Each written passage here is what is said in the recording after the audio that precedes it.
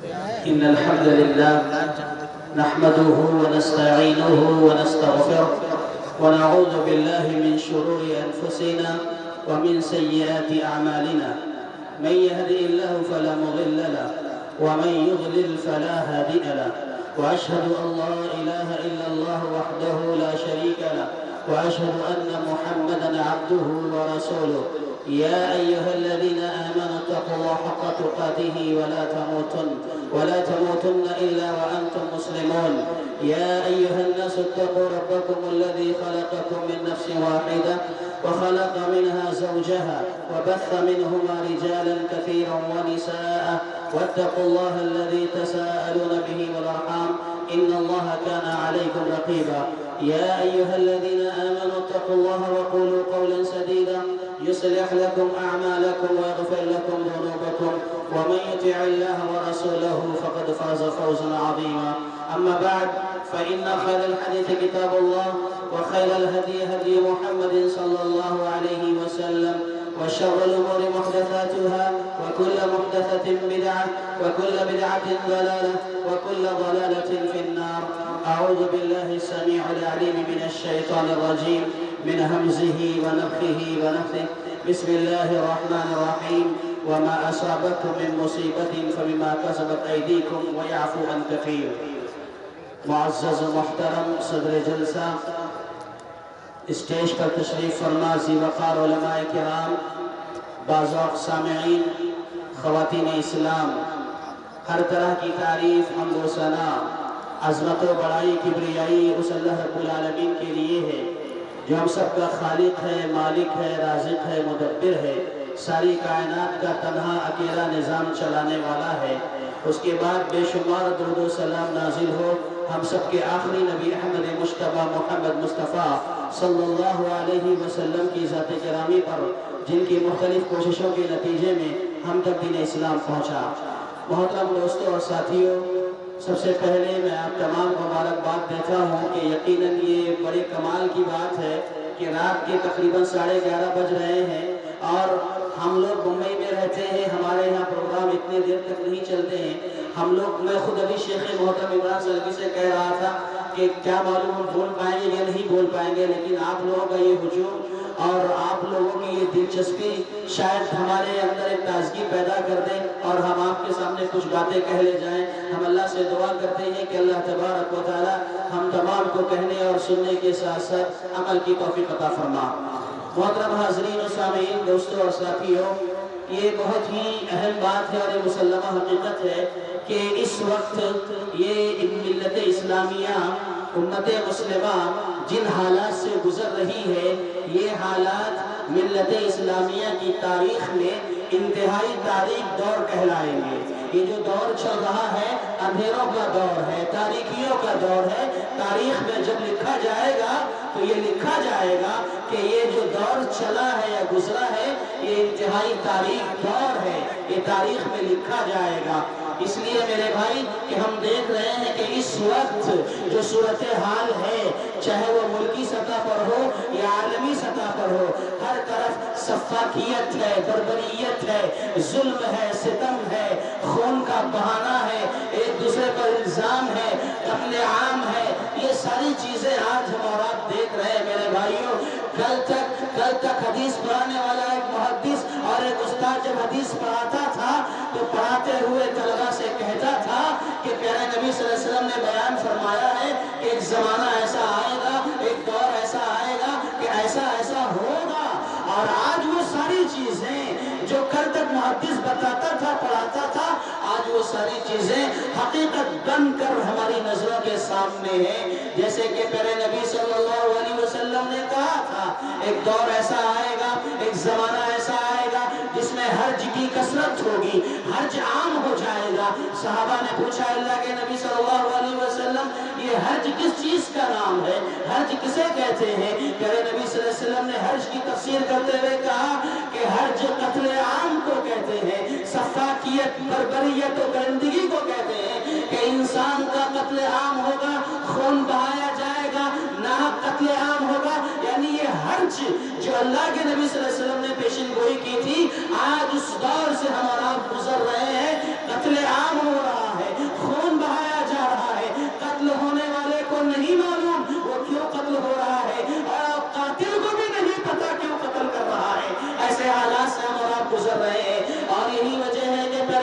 علیہ وسلم نے ایک مرتبہ یہ بھی کہا تھا کہ ایک زمانہ ایسا آئے گا، ایک دور ایسا آئے گا کہ قومیں تم پر ایسے ٹوٹیں گی جیسے بھوکے دسترخوان پر ٹوٹ پڑتے ہیں۔ صحابہ نے پوچھا اللہ کے نبی کیا اس وقت ہماری تعداد کم ہوگی؟ کہا کہ نہیں، تمہاری تعداد کم نہیں ہوگی بلکہ تم تعداد میں بہت زیادہ ہوگے، لیکن تمہاری حیثیت سمندر کے جھاگ کے برابر ہو جائے گی، خس و خاشاک کی حیثیت تمہاری ہو جائے گی۔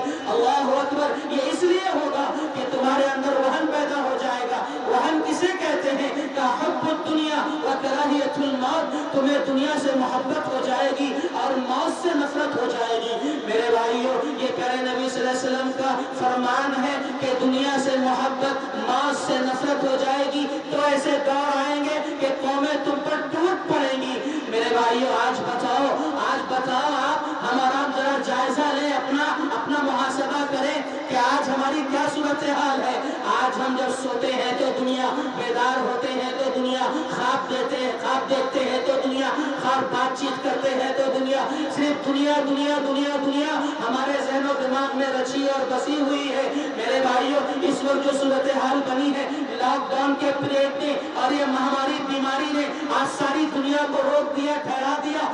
جہاں سب متاثر ہوئے وہیں پر سب سے زیادہ متاثر ہونے والے اگر کوئی ہے تو یہ مساجد کے علماء ہے، یہ مدارس کے علماء ہے، یہ مدارس کے طلباء ہے جو سب سے زیادہ متاثر ہوئے ہیں۔ اور جب قوم کے صاحب حیثیت اور ثروت پیسے والوں کے پاس جا کر یہ بیچارہ مولوی، یہ علماء کرام، ان کی زندگیوں کو دیکھو تو ترس آتا ہے۔ جب یہ ان کے پاس جاتے ہیں کہ مدرسے کے لیے تھوڑا سا تعاون کر دیں تو یہ کہتے ہوئے نہیں رکتے کہ ارے مولوی صاحب دیکھتے نہیں حالات ایسے ہو گئے، مہاماری آئی، بیماری آئی، لاک ڈاؤن ہوا، معاشی بحران ہو گیا، یہ کہہ کر کے مولانا علماء کرام کو لوٹا دیا جاتا ہے۔ لیکن جب اسی صاحب حیثیت، ثروت اور مالدار آدمی کے گھر میں ایک بیٹی کی شادی ہوتی ہے تو لاکھوں روپے پانی کی طرح بہانے کے لیے تیار ہو جاتا ہے۔ بہت افسوس کے ساتھ کہنا پڑتا ہے یہ ہماری نوجوان نسل، اور میں اس سے آگے بڑھ کر کہوں یہ ہمارے مالدار کہاں جا رہے ہیں، اپنے پیسوں کو کہاں خرچ کر رہے ہیں؟ آج یہی مساجد ہے، یہی مدارس ہے جس سے اسلام محفوظ ہے، اسلام کا تحفظ انہی مدرسوں سے ہے، انہی مساجد سے ہے۔ اور آج ہم اپنے پیسوں کو نہ جانے کہاں برباد کرتے ہیں۔ خرچ کرنا ہے تو مدرسوں پہ خرچ کرو، خرچ کرنا ہے علماء پہ خرچ کرو، مساجد پہ خرچ کرو، انشاءاللہ تمہاری دنیا بھی سنور جائے گی، آخرت بھی کامیاب ہو جائے گی۔ لیکن افسوس یہ ہوتا ہے کہ آج صرف دنیا دنیا دنیا، پیسہ پیسہ پیسہ، روپیہ روپیہ، ہر پیسہ، اسی پہ دنیا پریشان ہے۔ پیارے نبی محمد رسول اللہ صلی اللہ علیہ وسلم نے فرمایا تھا تعیس عبد الدینار والدرہم، کہ درہم اور دینار کی پوجا کرنے والے ہلاک ہو جائے، برباد ہو جائے۔ میرے بھائیوں، میں کہنا چاہتا ہوں کہ اس وقت جو ملک کی صورتحال ہے آپ جانتے ہیں، ایسے حالات جو بنائے گئے ہیں یا بنے ہیں، ظلم و ستم کے، پریشانیوں کے، مار کاٹ کے اور موب لنچنگ کے، یہ سارے ماحول بنے ہیں، اس کا ذمہ دار کون ہے؟ اس کا ذمہ دار کون ہے؟ یہ ماحول کیوں بنا ہے؟ کیسے بنا ہے؟ تو کہیں نہ کہیں اس کے سب سے پہلے اور اہم ذمہ دار میرے بھائیوں ہم مسلمان ہیں، ہم لوگ اس کے ذمہ دار ہیں۔ میرے بھائیوں، اللہ کے نبی محمد رسول اللہ صلی اللہ علیہ وسلم نے ایک موقع پر فرمایا تھا کہ سَيَكُونُ فِي ثَقِيفٍ كَذَّابٌ مُبِيرٌ، ایک زمانہ ایسا آئے گا کہ بنو ثقیف میں ایک کذاب پیدا ہوگا، ایک مبیر پیدا ہوگا۔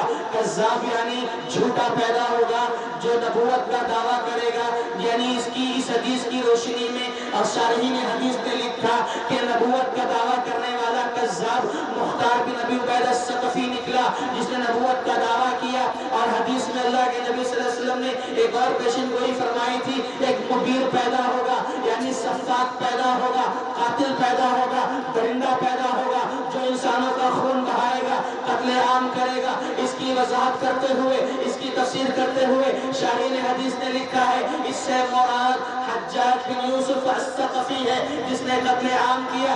جب یہ آیا اور قتل عام کرنے لگا تو وہاں کے لوگوں کو بڑی پریشانی ہوئی، حیران و پریشان ہو کر اس وقت کے امام کبیر حسن بصری رحمہ اللہ کے پاس پہنچے اور ان کے پاس جا کر شکوہ کیا، شکایت کی۔ تو جانتے ہیں حسن بصری رحمۃ اللہ علیہ نے کیا جواب دیا؟ کہا کہ آج تم جو میرے لے کر آئے ہو، آج جو رو رہے ہو کہ ایسے حالات ہیں، حجاج بن یوسف آیا ہے، قتل عام کر رہا ہے، تو یہ رونے کا حق تمہیں نہیں ہے، کیونکہ تم نے خود حجاج کو دعوت دی ہے. کہا ما جاء الحجاج الا بذنوبنا، ما جاء الحجاج الا بذنوبنا. حجاج کو ہم نے نہیں دعوت دی ہے، اپنے گناہوں کی وجہ سے، اپنی معصیتوں نافرمانوں کی نافرمانیوں کی وجہ سے، اللہ سے بغاوت کر کے ہم نے حجاج جیسے لوگوں کو خود بلایا ہے.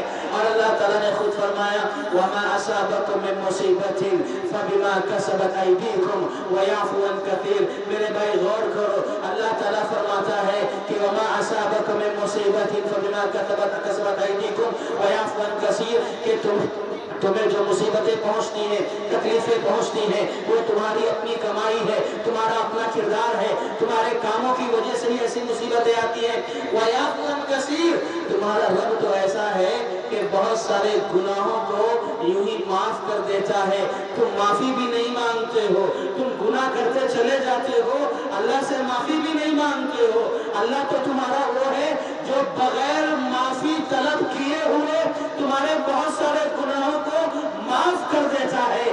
گرفت کرتا ہے تو بعض گناہوں پر، جب بعض گناہوں پر اللہ گرفت کرتا ہے تو حالات ایسے بنتے ہیں، حالات ایسے بگڑتے ہیں، ماحول ایسا بن جاتا ہے، قتل عام کا ماحول بن جاتا ہے. جب ہم گناہ کرتے ہیں اور ان گناہوں پہ گرفت ہوتی ہے تو اللہ تبارک و تعالیٰ ایسے ماحول بنا دیتا ہے. میرے بھائیوں، آپ کو معلوم ہے ایسے جو ماحول بنتے ہیں، یا آپ جانتے ہیں کہ جنگ احد میں، احد کے موقع پر اللہ کے نبی صلی اللہ علیہ وسلم نے 50 صحابہ کرام کو جبل رماد پر کھڑا کیا تھا. تیر انداز صحابہ کرام تھے اور ان سے اللہ کے نبی صلی اللہ علیہ وسلم نے کہا تھا جبل رماد پہ کھڑا کر کے کہ دیکھو تم یہاں سے ہٹنا نہیں، ہلنا نہیں. اگر تم یہ دیکھو کہ ہمارے جسم کو کوے پرندے نوچ رہے ہیں، پرندے نوچ کر کھا رہے ہیں، تب بھی تم اپنی جگہ سے ہلنا نہیں. یہ اللہ کے نبی صلی اللہ علیہ وسلم کا فرمان تھا. اب میدان جنگ شروع ہو گئی، صحابہ کرام کو تھوڑی کامیابی ملی، دشمن بھاگ کھڑا ہوا اور صحابہ کرام مال غنیمت لوٹنے لگے. وہاں 50 صحابہ کرام جو تیر انداز جبل رماد پر کھڑے ہوئے تھے، انہوں نے دیکھا کہ ہم تو میدان مار چکے ہیں، جنگ جیت چکے ہیں، 4 صحابہ مال غنیمت حاصل کر رہے ہیں، چلو ہم بھی چلتے ہیں، مال غنیمت حاصل کر لیتے ہیں. عبداللہ بن جبیر جو اس وقت امیر تھے، انہوں نے کہا کہ دیکھو اللہ کے نبی صلی اللہ علیہ وسلم نے منع کیا ہے، تم یہاں سے ہلو مت، ہٹو مت. لیکن صحابہ کرام نے دیکھا تو کہا کہ ہم تو جنگ جیت چکے ہیں، اب یہاں رکنے کی ضرورت نہیں ہے. لہٰذا وہاں سے صحابہ کرام نکل کر میدان جنگ میں آ گئے جہاں پر مال غنیمت حاصل کیا جا رہا تھا. اب یہ یہاں پہنچتے ہیں، جانتے ہیں اس کے بعد کیا ہوا؟ پیچھے کی پہاڑی کے پیچھے کی طرف سے خالد بن ولید جو بھی اسلام نہیں قبول کیے تھے، اس سے پہلے